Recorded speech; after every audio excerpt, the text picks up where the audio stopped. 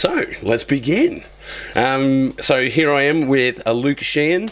How's it going, guys? Yeah, director, writer for Compound Fiasco Productions. Welcome. You got it right. Well done. Yeah, I did. I did stuff it up before. How are you, Ross? Oh, mate, I am fantastic. I'm absolutely fantastic. So I'm really stoked to have you here today. You were certainly on our watch list for guests because you're just a... Finally, for a good thing. Yeah, well, you're not. Well, you're not just a writer-director in Western Sydney. You're also a guitarist, playing in a functioning band. Guitarist, music producer, YouTube guy, bellend. Well, we've heard, that would be referred to as like a slasher. So you're a slasher, a writer / director / musician. So tell us a little bit. We'll start at the band. Let's start at the band. You want to start at the band? Yeah, that's currently what I'm doing. So. Yeah. Let's start at what you're currently doing. Let's start at the band. So we're a pop punk band from pretty much all around Sydney. Like I'm near the Bankstown area. Mm-hmm. Jordan's in almost the inner west. Kitty's in Blacktown, and Jom's our drummer. He's in Fairfield. So it's like, we're all over the place. We're a 4-piece pop punk band along the lines of Blink-182, Green Day, with a bit of Bad Religion and a few other influences in there as well. Like this whole thing wouldn't have happened without me having to go to several work placement things and having to listen to NoFX the whole time. So yeah. So you started the band, or you started with Jordan? The whole band started with me and Jordan. Basically, one day we were like, "Hey, we should start a band. You play guitar, I play guitar. Mm-hmm. We both play guitar. Let's start a band." And Jordan was like, "Okay." Well, how did you recruit your other members? Kitty I've known for ages through other people. Mm-hmm. She was a very good friend of my girlfriend at the time, and that's how I got to know Kitty, and through just similar circles and stuff like that. Mm-hmm. Joms was because I put an ad out on like Musicians Wanted on Facebook, and that's how we ended up with Joms. And okay, and that was an awkward first conversation. Oh, really? Was it an online conversation, or? It was partly online. Then he came over and they're like, "Hey, let's talk about the band and what we want to do," which is great because the reason why, me and Jordan, pretty much, we're pretty much sort of the benevolent dictators of the group, and then Kitty and Joms are pretty much okay, whatever. Okay, we'll turn up at this time. So you're writing the guitar lines, and Jordan's doing the lyrics. We share double duty. You share that? There's the majority of the songs that we have at the moment for the upcoming album promo. There you go. Yeah. Have you got a name for the album yet? Coffin in the Suitcase. Coffin in the Suitcase. Yeah, that's pretty cool, man. Well, how many? Sorry to sidetrack, but how far into the album are you? We are looking to record this year. Oh, so it's written. You're just looking to lay down the tracks. Yeah, we have a bunch of songs already, and we've recorded stuff at my place. Mm-hmm. But we ended up with coming to the decision of, we could do this at home, or we could do it better. Yeah, of course. With someone who knows what they're doing. So now we have to re-record songs. Like, we've got like Animal and Brain Dead, which you've heard from the gigs that I've done with you. Yeah.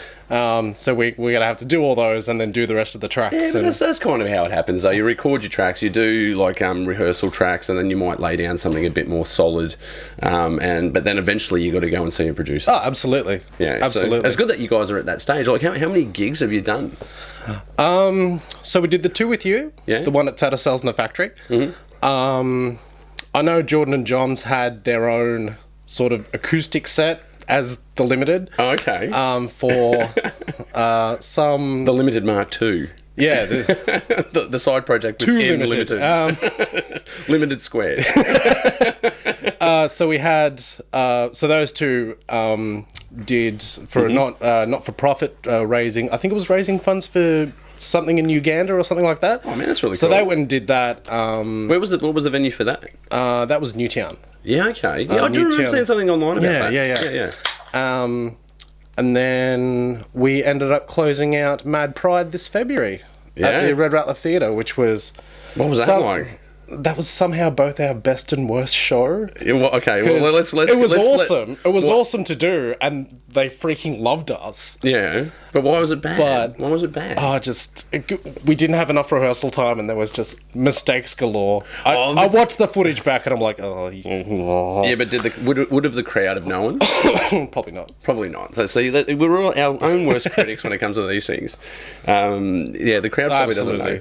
But if they dug it, man, like end of the day, if you're out there being an entertainer and the crowd is loving what you're doing, then you're doing doing your job. Because you guys have a pretty good stage presence, and you're quite interactive. Like you guys are way more interactive than I would be in my band. I just turn into the dark seed and just go for it. I encourage people to buy a shirt. You're going to need to sell a merch, but that's about it. Yeah. You guys are really crowd savvy. It's really cool. Thank you. Thank you. Yeah. Oh no, just an observation. I don't know if it's a compliment actually. Maybe you're too crowd savvy. Maybe. Is there such a thing? I suppose there is such a thing. So you had your best and your worst gig in one go. Yeah. But yeah, no, I remember actually seeing you guys online, and I was putting a show together, and it was Mendoza coming back after hiatus. I think we're on hiatus for like a year. Before we did that gig in Penrith, which is really hard to do a gig in Penrith. It's really, yeah, man. It's hard to get a venue to put you on, but we were just lucky enough to. Any particular reason, or just they just don't do it? They just don't do it. There's above Tatterstall's. They've got like an old nightclub where some big bands come to town and they play there. Yeah. But the only venues that we've played is the Top Bar, which is at the top of High Street. And we've done Tatterstall's downstairs though, not upstairs Tatterstall's. Like that would be cool. You're making your mark if you're getting up there. That's for sure. But so you got the album coming out. So you reckon? Have you found a producer yet? We're probably going to go with the guy who we rent the rehearsal studio from up at Red Rock Studios in Girraween. Okay. He does a lot of producing and stuff like that, and he has someone else as well. Mm-hmm. So what I want to do is just track it there, and then we can work on it ourselves. But we'll see what happens, I guess. Okay. So you lay the tracks there, and then you can possibly take it away and edit it later. Are you going to edit that? Hopefully. Yeah. It's something I'm totally interested in. Yeah. I've been. Before the Limited, I was doing like electronica music and stuff. Yeah, well, I've done some side projects with you as well, and like the coolest thing about working with you is that you'll send a track, and then I can lay a vocal in the track and send it out. Yeah. Like, I think I owe you a couple actually. That's okay. Russ, I'll totally send you that. Never happens. I think I've laid about five vocal tracks on that project. Yeah. So what software would you cut that in? Like, do you often, as you're saying, you've cut some music before? What do you use, like open source sort of stuff, like Fruity Loops, or do you? When I was doing electronica around 2005 ish, that was all done in I think Acid Pro. Good old Sony Acid Pro. All royalty-free loops and stuff like that. Yeah. I was that guy. You got to start somewhere. Oh, absolutely. Yeah. And then when we started doing Limited stuff, that was all done in GarageBand, and now I've moved on to Reaper. Okay. Which is awesome. Well, being a filmmaker and an editor, because you've edited a few films, you've certainly written and directed a few films, and you'd use edit software for that. So what software do you use to edit? To edit, are you a Premiere Pro guy, or? Up until recently. And then I've recently switched over to Resolve. You're on Resolve? I'm on Resolve because, Premiere Pro just didn't want to work anymore. Yeah, I ditched Premiere Pro recently myself. Yeah. I've gone purely to Final Cut. Which is, they both have their problems. But I guess the question I'm leading to is, like, is there a difference? Is there a massive transition between editing music and editing film? Yes and no. I definitely feel a lot more confident editing film because I know where all the I know basically where all the bits are. I can navigate it. But I don't feel, because I'm new to doing a proper mix and worrying about EQ and stuff like that, because beforehand it was pretty much that'll do. Use that drum beat. But so I don't feel I haven't really gotten that ear for a good mix yet, aside from... Well, I guess I'm asking from the know. standpoint of just workflow. Is the workflow the same? Yeah, is the workflow like working a track? Is that like working a clip? Pretty much, yeah. You know, because you've got a timeline, you know, canvas, and a source material. Yeah, pretty much. So, because I find in a lot of edit software, you know, going between graphics or, you know, Photoshop or Final Cut, they all have this workflow too, on different hotkeys, which is a pain in the ass. Absolute pain in the ass when you've got to learn new hotkeys. Like, for instance, when I use Premiere Pro, I'd actually adopt Final Cut hotkeys for Premiere Pro, so I wouldn't have to learn Premiere Pro's hotkeys, even though they're very similar. It's just those little niggly ones that the ones that of course you'd use all the time, and they're like, no, that's not that key anymore. How do I paste attributes? Change settings, Final Cut hotkeys. There you go. Command Shift V. There you go. Command Shift V. It's that one. Like that. So being a writer and director, you started. So you went to you went to film school? Would you like the full story? How long we got? Yeah. Well, look, I guess what I'm trying to establish is that you're a Western Sydney artist. You play in front of crowds. You make movies that play in front of crowds. You've been in a few film festivals. I guess, you know, by talking about its accessibility is where I'm going, like, because it's so accessible. We should be encouraging more people out there to do what you're doing, what I'm doing, what we are doing. I suppose a way to approach that is to dive in and just do filmmaking trial by error, or you can go and get an education. And so I think you did. Yeah, I was looking you up. I was stalking you online. I'm pretty sure you've gone to film school. I did go to film school. Before that, I pretty much just jumped in the deep end and made the. I want to say mistake. It's not a mistake. It was a blessing in disguise. I ended up shooting a 8-episode web series. Oh, okay. And that eventually, I just used materials from that to get into film school. Oh, okay. And at the time, it was basically, you know, well, I've already done a comic. I've already done, you know, the electronica side project thing, blah. Yeah, okay. You know, I haven't done film yet. I'm watching a lot of movies at the moment. Oh, so you've done a comic as well? I didn't read that. Yeah, I did a webcomic. It's probably the worst kept secret. I ended up doing a webcomic. And at that point, I was in a job that I didn't really like. Yeah, I think there's a lot of people out there. Oh, yeah. Tell me about it. You got to feed the monkey. It was pretty much a case of, well, if I don't do this, I'm probably never going to do it. So I ended up shooting the web series. That got me into film school, and I made a bunch of films from there. Yeah, because you got a pretty large filmography, man. You've directed a few shorts. For someone who really hasn't, who more dabbles than anything. I don't know if you're a dabbler. I'm a dabbler. You're in there. I'm a dabbler. But is it good? Well, to classify yourself as a dabbler, do you think that it's, what's the benefits of being a dabbler? Because you go from being, doing webcomics to doing film to doing music. You've been quite successful at all of them. Oh, thank you. Yeah, well, you have, man. You have. I think you're partially to blame for that. I think I'm to blame for a lot of things around Western Sydney when it comes to people doing their art and getting out there. Yeah. I was hoping, just to sidetrack from the film side of things, when we started The Limited, I was hoping, I'd like to play The Factory sometime. And then you rock up with, hey, we're playing The Factory, you want to come up? Yeah! Okay! And then we got to play The Red Rattler as well, so that's 2 down. Yeah, that's some decent feathers in the cap. We've only done Factory twice. Yeah. I think, we've got our third one coming up. I can't talk too much about it. It's too clandestine at this point. But we are certainly playing at the Factory Theatre. You will be there as well. Yes. Yeah. So we get to do another Factory together. Yay! Although I did get insanely drunk last time. You get insanely drunk? No. Perish the thought. So you've entered a few. You've done a few films. What's the favorite? What's the best film that you feel that you've done? That's a tough one. That's a tough question. I don't want to jerk myself off or anything, so... Oh, no, I don't mean maybe not from, what's the best, but what's the best experience that you've had making one? I guess that's more my question. The best experience? Yeah.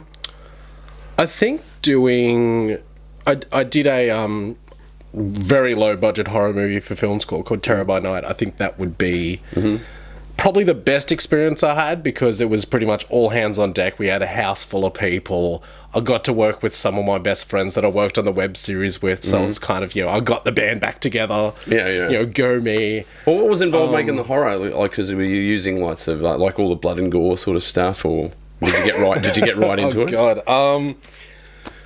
I tried to. We had a small, we had a bit of gore there. Yeah. Got the fake blood and everything. I got one of the extras to put some together for me, and we used it in one shot. And I'll send you the photo for this if you want to. For the video and stuff. Yeah. Used it in one shot where it was just like a complete massacre, and it looked awesome. Yeah. What would you use? Did you? Take us through it. How did you do this complete massacre? We pretty much got... So, hang on. There were 3 people in the shot. Two of the people, Brendan and Simon, they worked on the web series with me, and then we had the extra who bought the fake blood, Kate. I was pretty much just lie down there. We'll affix a fake axe to your back, and then it was pretty much, I'm just going to throw blood on you. Have fun. I think most of it ended up in Simon's ear. Oh, awkward. Yeah. Well. So did he do the one leg hopping thing to get the think he did. Get the fake blood out of his ear? Yeah. Because I've done some horror scenes before. We've actually used real meat and like organs and offal before. That was pretty intense. Yeah, like no vegetarians in your set then. No. We used like livers and like sausage and intestines, and it was pretty gory with fake blood as well. So it was an icky experience. I think there's a lot of that in low budget filmmaking anyway, as well, and I think some more higher budget stuff like the video for Closer by 9 Inch Nails. I think a lot of that was they used a lot of meat and offal and stuff like that, and apparently it stunk to the high heavens, I imagine. Oh no, it didn't stink on this day. It was all fresh. It was all fresh. Yeah, we didn't leave it like rotting in the sun all day or anything like that. But would have added to the effects, though. Yeah. I suppose they would have been method acting for the actors. Yeah. Chew on this and feel awkward. I do. That's your motivation. Okay, so we talked, talking about horror.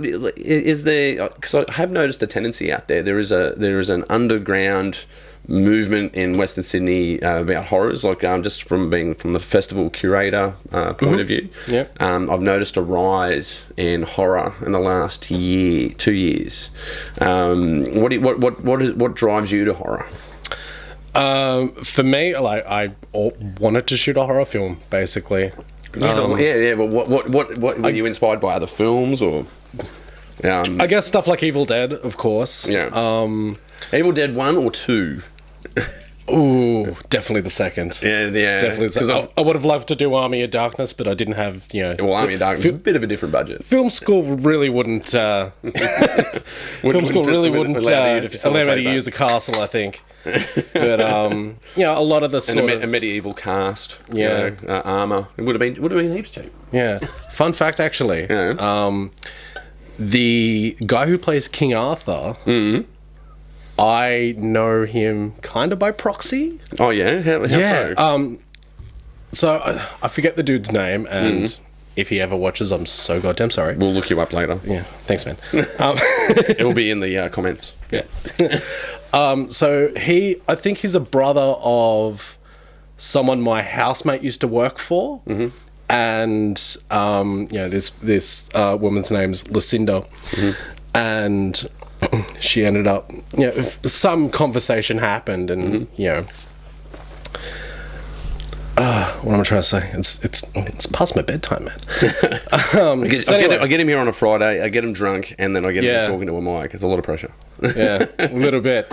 So anyway, Lucinda, she ended up having some conversation of, I got this jacket from my brother. I don't know what it's from some movie that he did, and it's like, and then my housemate Tess was like, what movie was it? Army of Darkness. And she's like, wait, your brother was in Army of Darkness? Yeah, apparently he played King Arthur. Tess went, oh my God! She went and told me, Luke, Lucinda's brother, he played King Arthur in Army of Darkness. What? When can I meet him? When is he? Oh, apparently he doesn't leave England that much. I was about to say, is he Aussie or English? English, You have to yeah, be yeah. I just recently, because I collect DVD covers. Like, out of all things, like, so, I collect the DVD as well, but essentially when I buy a DVD, I'm really buying the cover. And the coolest cover I've got is actually an Army of Darkness cover. It was for the Necronomicon. Oh, nice. The covers are actually the Necronomicon, and it feels like skin. Nice. It's really, really creepy. It's really creepy. I got it for like $3 at CEX. Dude, score. Yeah, totally.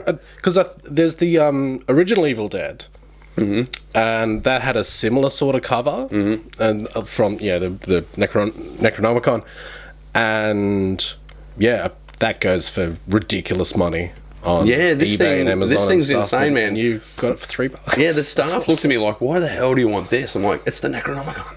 Like, okay, that's $3, thanks. I think I creeped him out a little bit, getting too excited about a DVD cover. Okay, so you've done horror, and did you get that?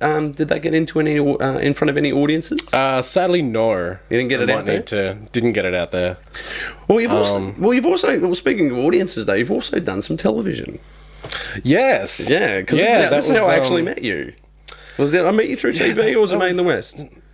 No, TVS first. Was TVS first? We met during talks about doing Out West for TVS, and then you were like, "Oh, I run a film festival. All right, I'll chuck a film in." Yeah, totally. So you got I think you're still playing on Aurora. That's awesome. You're still out there. Your content is still out there, and I think it also plays in Adelaide and Melbourne. Nice. Yeah. That's always good to hear. Yeah. Because how long was that series? That was like, how many episodes? 12 episodes? I worked on I think it was 6 episodes that I worked on. Yeah. And then I really don't want to bring up dirty laundry, but I had a falling out with the co-producer, co-director. But falling outs always happen, man. They always happen. I was like, you know what? No, I'm going to leave now. Yeah. Have fun. Well, it did well. That series did well, though. Yeah. People liked it. I actually ran into, because you had what was his name? Danny Lim. Danny Lim, yeah. You had Danny Lim in that, and I ran into him the other day in Redfern because he wears those signs. Yeah. And I'm like, when I saw him, because you know how you know someone, like you go, "Oh, that's Danny Lim," and then you go, "Oh, that's right. He was that guy. He's that guy." What was it? Cool Water. Think of Cool Water. Cool Water. I'm still not sure how Moe ended up getting him in for Out West. Well, he might have just run into him on the street and go, "Do you want to be in a TV show?" Well, he ended up pitching it to me like, "Oh yeah, we have the old guy with the signs, Danny." I'm like, yeah. Yeah, everyone knows Danny. Yeah, pretty much. Yeah, it's been in the news lately too, if I recall. Yeah, well, that's a big topic: free speech and what people can say and can't say. Yeah. Hey, look, we might get into that later. Let's just shelve that for the minute. This plan. And he ended up pitching it to me like, "Oh yeah, he could be on the show." I'm like, "How?" He could be like an old sensei or something like an old master of something. I'm like, I like it. I like it. More people is always good. Let's have him as the landlord, and he can be the wise landlord and the sage. The wise landlord. Oh yeah, because he was hilarious. He was a hilarious dude.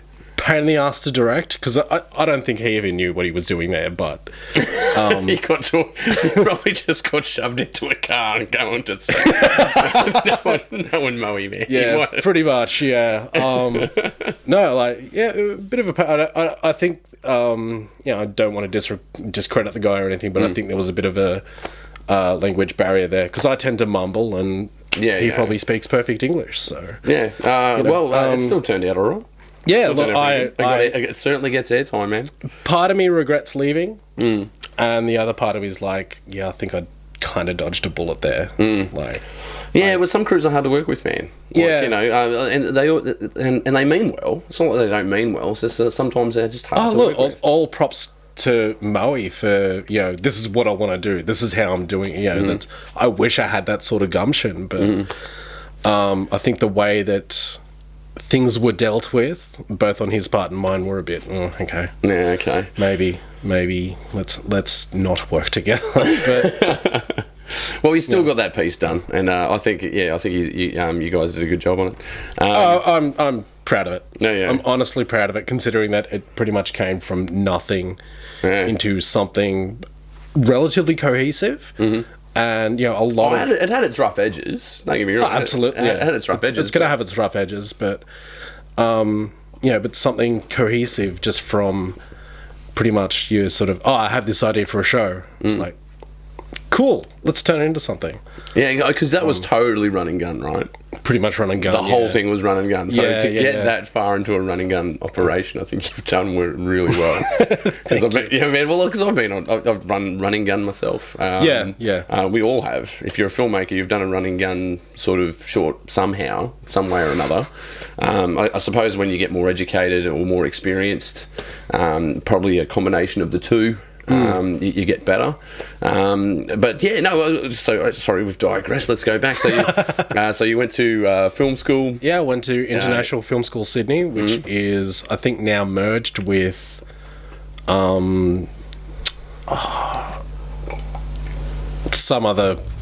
I think they've merged with an acting school, and they're now in Surrey Hills. Okay. But I went there for 2 years. Did they ended up with a diploma and a bunch of films under my belt, and it was great in many ways, because I got to play with all the cool toys. Like, in what other universe am I going to play with a Red One? Or a Red Epic or whatever, and all the recording gear and all all the top end editing software and stuff.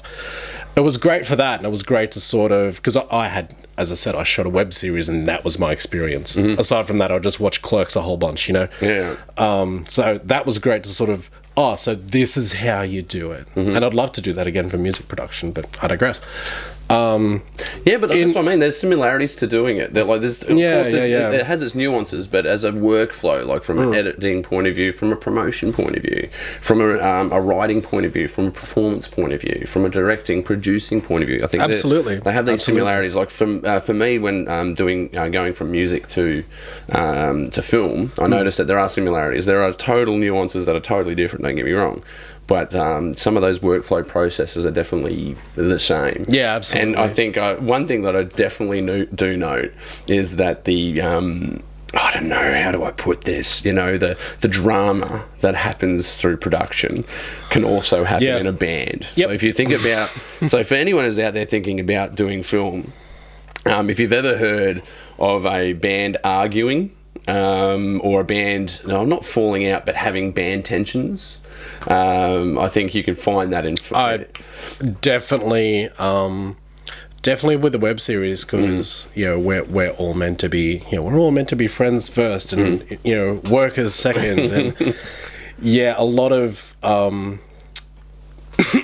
who ended up playing. Have you seen Hell Is Other People, the web series I did? No, I haven't seen that one. Well, there you go. Another promo for you. Bam. Yeah. I've got this, man. So there's a character in Hell Is Other People called Leanne, played by my friend Corinne. To call her fiery is a generous understatement. Okay. And ferocious, huh? Yeah. And she's very, I guess much like Moe in a way, very, no, let's get this done. We can do this properly. Yeah. And, all credit to her, because I got a web series out of it. And in fairness, we were shooting in her house. So I think I can understand some of the tension there, some of the static there. But, the amount of times that, I'd have to have, we'd have to have a chat about this, that, or whatever, and it'd just be like, it'd just be like pushing shit uphill. Sometimes it's difficult to communicate, but I guess as well, there's different types of directors and producers out there. You've got the dictator type, you've got the collaborative types, you've got the creative artist type, people that are more consultative, like, what do you think we should do with this? This is what I reckon. They might be more collaborative in that sense. I think we all have a mixture of all of them, but one is always more dominant than the other.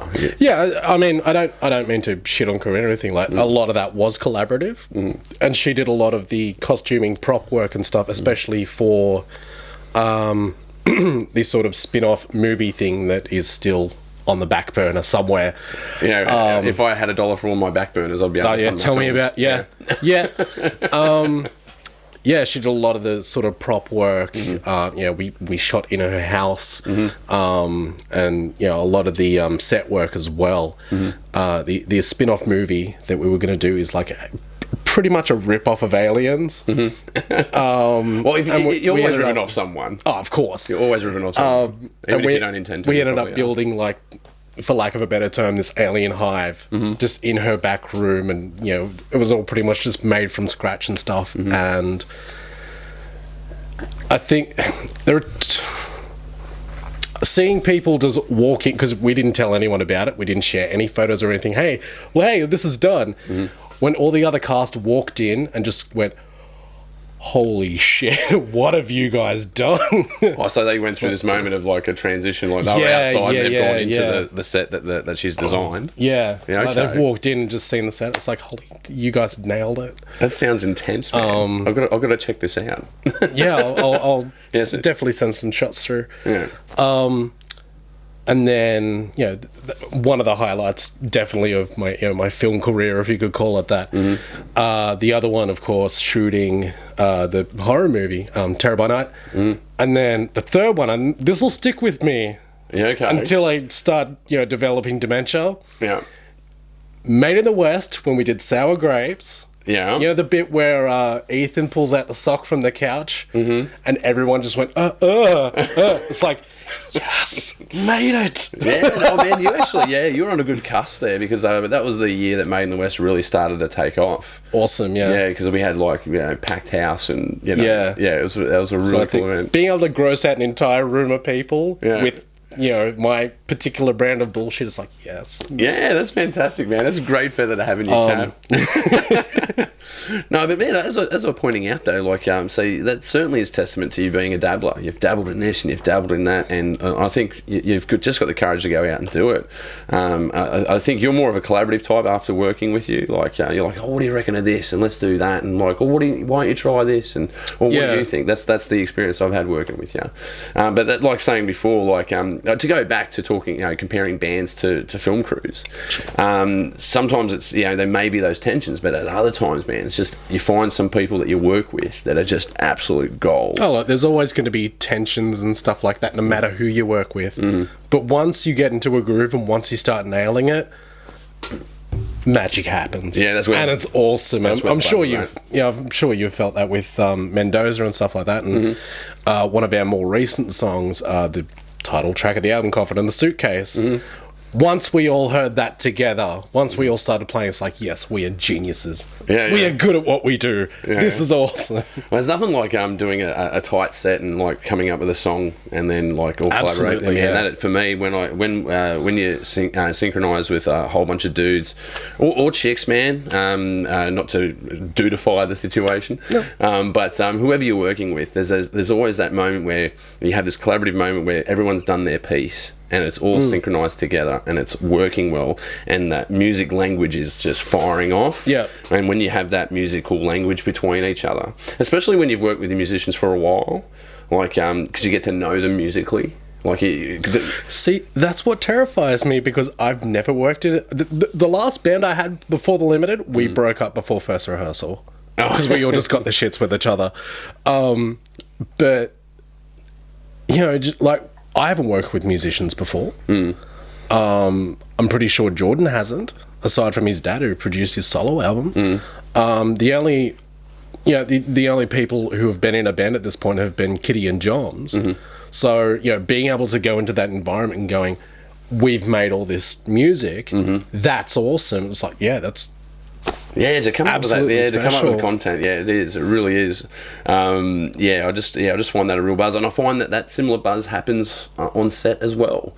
Absolutely. When that actor does that performance that you've written and you've directed, and your cinematographer is firing off on all cylinders, and you just see this thing happen, you're like, that's it, and you can feel that buzz in the room. I think that's the juice for me. Like, but you got to remember though, this is what I always tell people. Like, there's these glory moments of being a musician or being a filmmaker, but there's a lot of work that gets to those moments. Yeah. There's a lot of background to get to a stage and to promote a show is a lot of work. Yep. To write and direct a film and coordinate a whole team of crew and a whole cast, a rehearsed cast, and then getting them into in front of equipment that you're either renting or paying for or borrowing.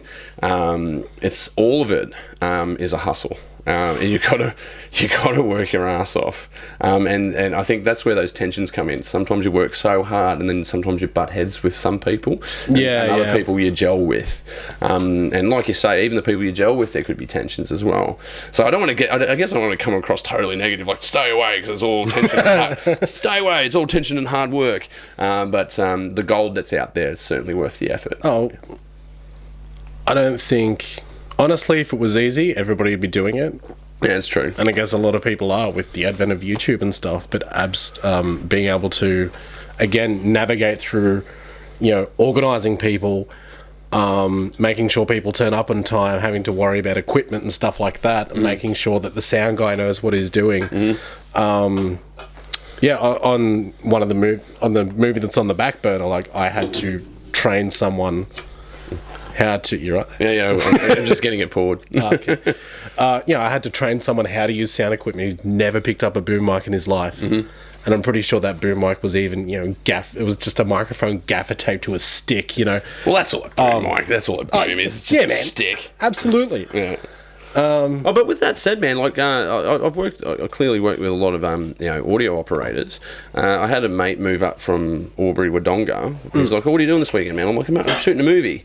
And I go, "Oh, you'd be all right at it." And he goes, "I've never worked on movies before, man." I said, "Oh, look, sound guy's just dropped out. How about you show up? It'll take me an hour to show you how to use it, probably less." Yeah. We were all running late. I had 5 minutes to show him how to use it, and I've been using him as a sound guy for the last 2 years, man. He's just really good. Big shout out to Dave for being our sound guy.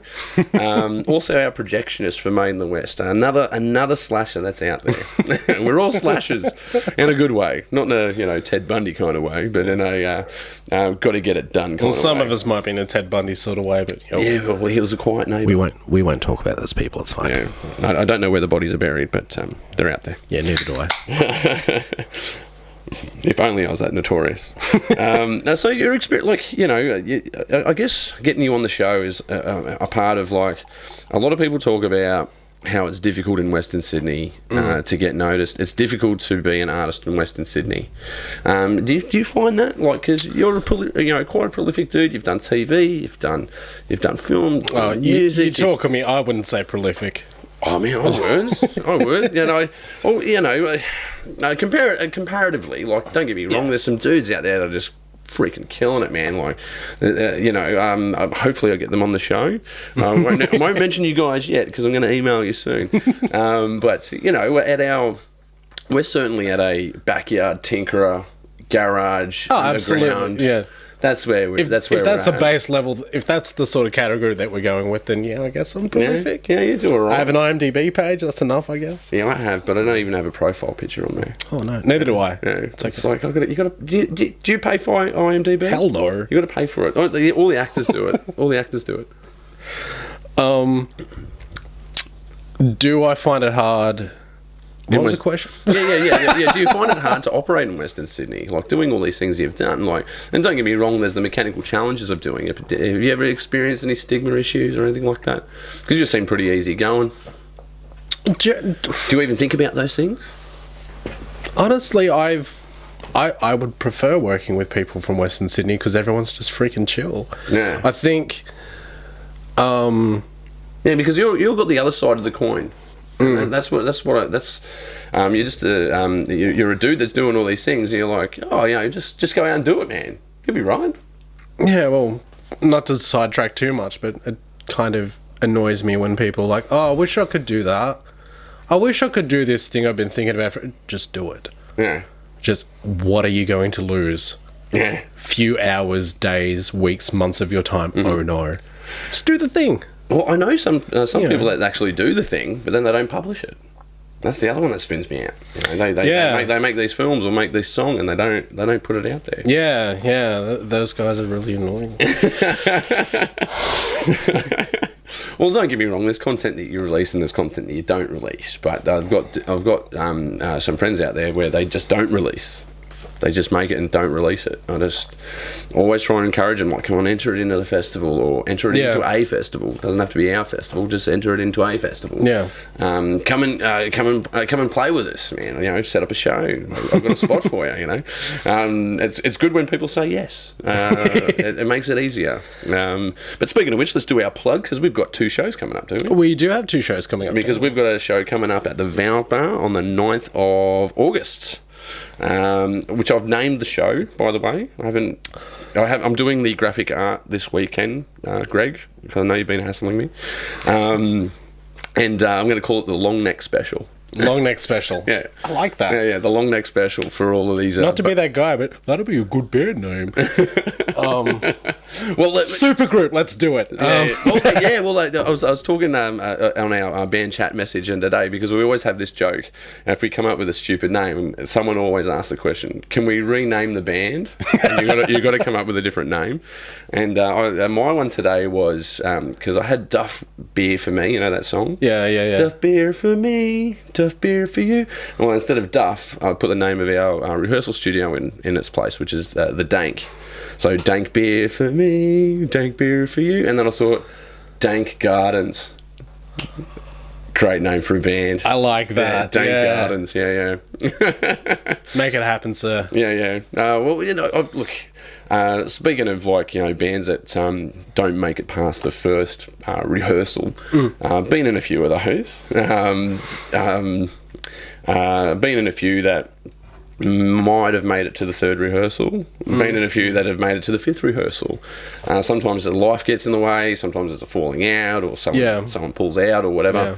I think out of all the endeavours that I've approached, I've probably in the last couple of decades I've approached doing maybe 20 to 30 projects in bands, and I would say maybe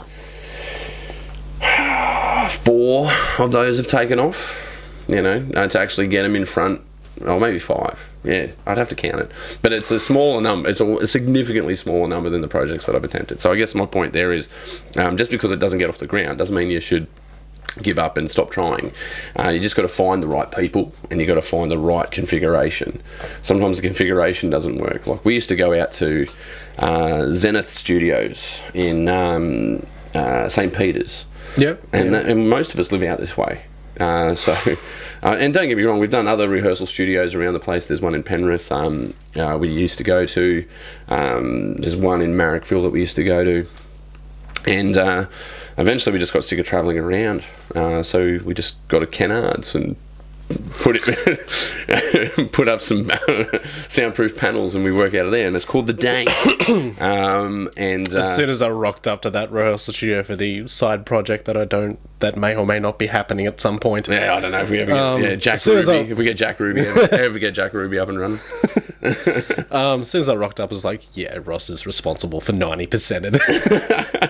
I love it. I took a photo of that, and I just show people, I rehearsed in this, and they're like, I don't know whether to be...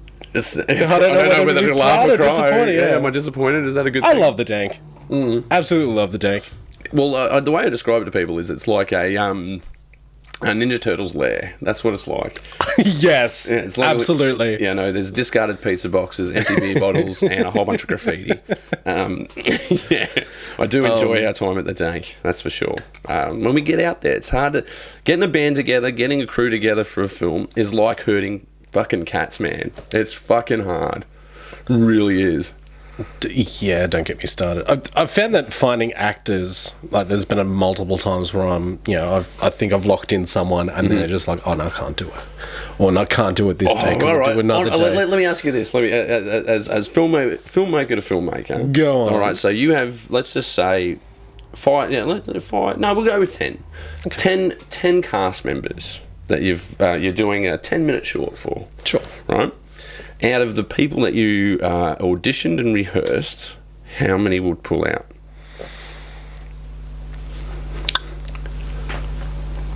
I would say at least 2 or 3. At least 2 or 3. I reckon I've got it down to 1. It used to be 2 or 3, but I think through the audition process you start to figure out, oh no, you're going to bail on me.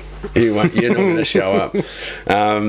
But you know, if we had massive amounts of cash, they'd always show up. Oh, of course, yeah. Money will always make people, or beer will make people show up. Though. I'll remember that for the next shoot. Then, yeah. Provide beer and food. Yeah, beer, food, and cigarettes. They'll always show up.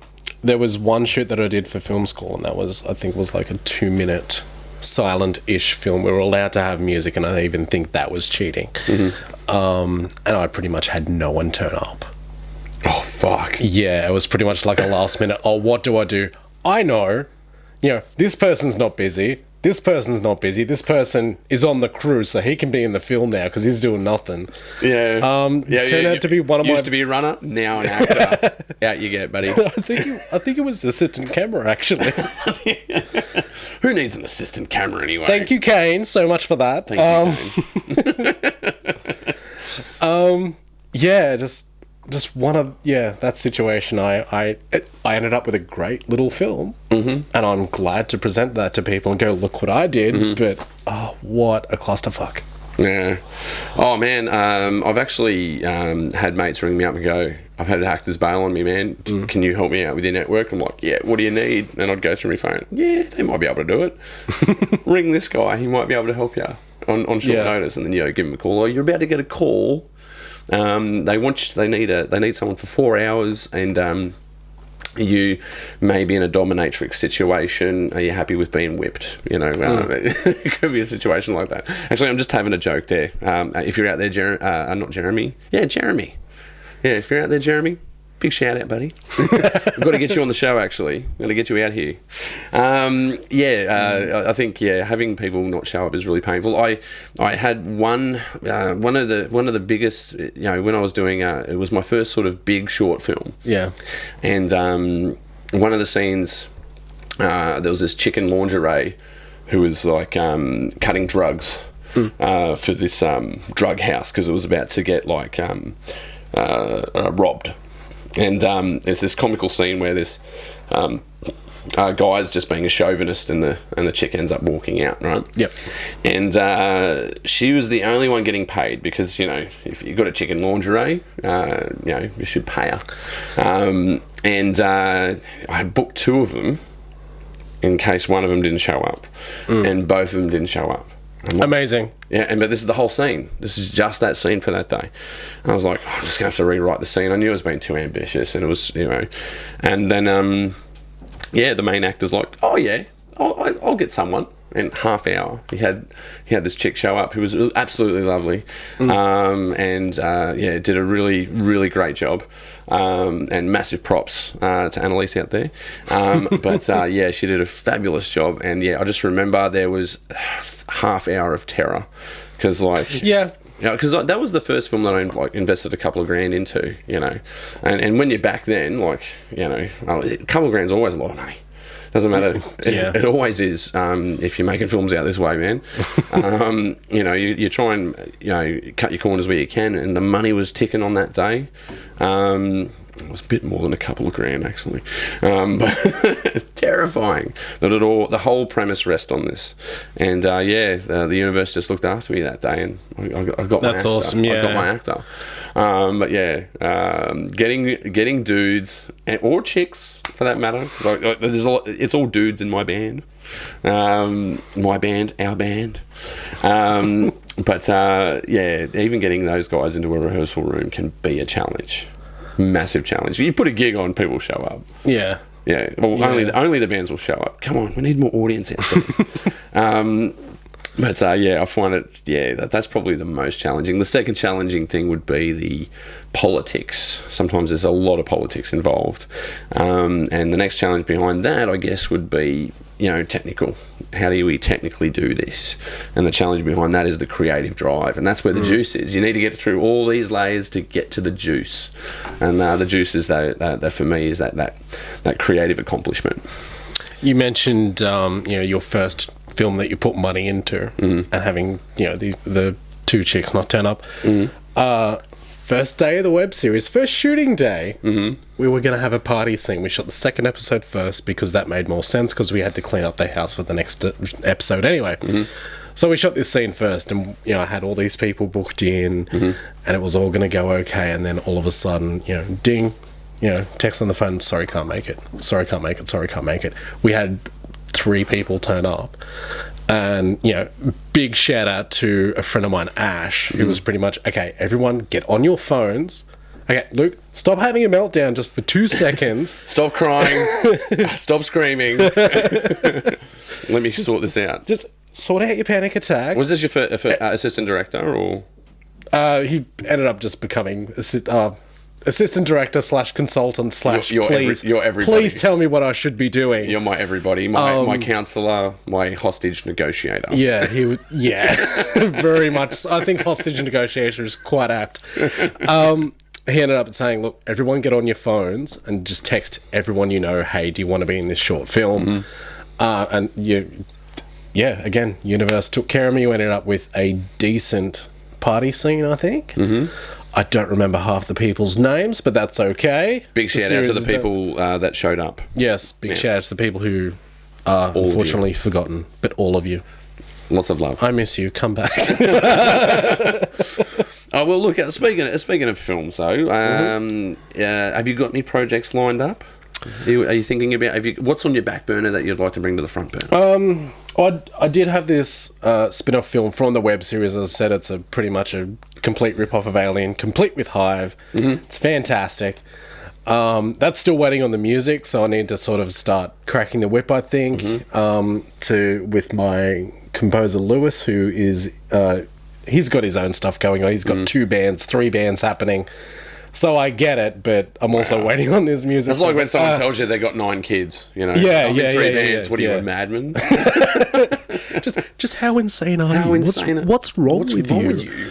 3 bands, that's insane. So that, I've also got an animated film that I'm keep wanting to get finished, but just not having the overheads. I ran out of money halfway through, and it's like, oh, crap. Yeah, I hate when that happens. So, for those out there, if you need to send money, I'll put my PayPal in the... Comments below. Yeah, thank you. Yeah. You won't get any rewards because I tried Kickstarter and that didn't work. So I've got this animated film that was meant to be that was flying too close to the sun anyway. But as far as a short film goes, that was animated by this guy from Melbourne, Jared Elvin.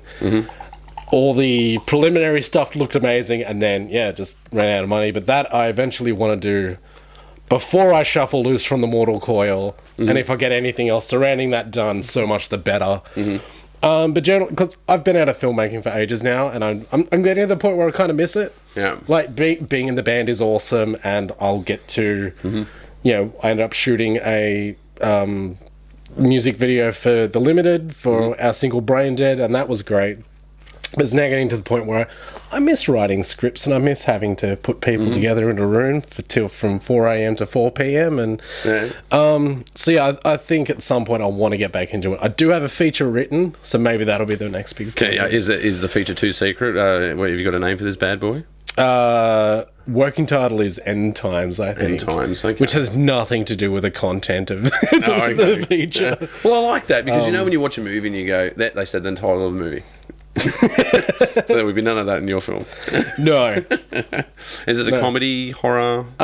Comedy. Comedy. That's preliminary what I write in. I just find it easy. I just find it easy for some people are like, oh, comedy is the hardest thing to write. I'm like, it's okay. Yeah, look, I've talked to survive. a couple of filmmakers that are in Western Sydney at the moment, and there's a couple of you guys that are out there doing comedy, so you should go out and do your comedy, man. I reckon you do a good job. Yeah. I'd love to shoot a proper, another horror film as well. And I had, I think it was 2 sentences worth of a script for that. And I was hoping to shoot that out at... So it's a picture-driven sort of movie? Yeah, Callan Park out in... Callan? No. I don't know where Callan Park is. It's basically like the film set for anything that you need, just a dark room for. it'd be shot there, and it's pretty much this huge complex that I really want to shoot a movie in. I don't think that's going to happen now because I think they've put the kibosh on that, unfortunately. Oh, bummer. I mean, like, with the damn kibosh. What's with the damn kibosh? So much kibosh? So much kibosh out there. I think we could go into media, and we could go into, like, bigger topics at the moment. But, man, I think we've covered it. I think we have. I think we've covered it. So, man, thank you so much for coming on the show. I really appreciate it. Thank you for having me. It's been... I really appreciate it as a collaborator, as a friend, and as someone who's a great ambassador for people out there to dabble and get into Western Sydney art, the Western Sydney art scene. So, yeah, thanks for being part of the Pagey Train. Proudly brought to you by Still Searching Productions, and we'll see you next time. Catch us later. Thanks, man. Oh, shit. Boom!